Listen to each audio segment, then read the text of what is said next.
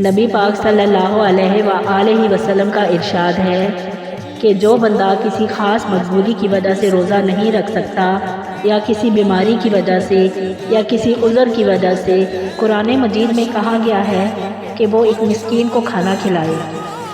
روزے کا فدیہ یہ ہے کہ روزہ نہیں رکھ سکتا تو مسکین کی خدمت کرے، اور شرعی حکم یہ ہے کہ اگر کسی نے رمضان کا روزہ کسی وجہ سے توڑ دیا تو اس کے بدلے وہ 60 روزے رکھے۔ اگر وہ کفارے میں 60 روزے نہیں رکھ سکتا تو پھر 60 مسکینوں کو کھانا کھلائے۔ تو یہاں پہ مسکینوں کا ذکر بار بار آیا ہے۔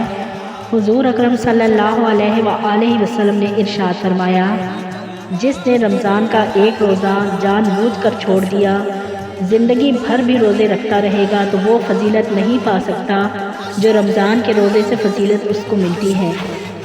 حضور اکرم صلی اللہ علیہ وآلہ وسلم نے ارشاد فرمایا، سالہ سال جنت سجائی جاتی ہے رمضان المبارک کے لیے۔ سبحان اللہ۔ جس شخص نے کسی روزے دار کی افطاری کرائی، اللہ تعالیٰ افطاری کرانے والے کو بھی بخش دے گا، اور جتنا اجر روزہ رکھنے والے کو ملے گا اتنا ہی اجر اللہ تعالیٰ اس کو بھی عطا فرمائے گا۔ سبحان اللہ۔ اللہ پاک اس رمضان المبارک کے صدقے ہمارے گناہ کبیرہ اور صغیرہ کو بخش دے اور ہمیں دوزخ کے عذاب سے بچا لے۔ آمین ثم آمین۔ جزاک اللہ۔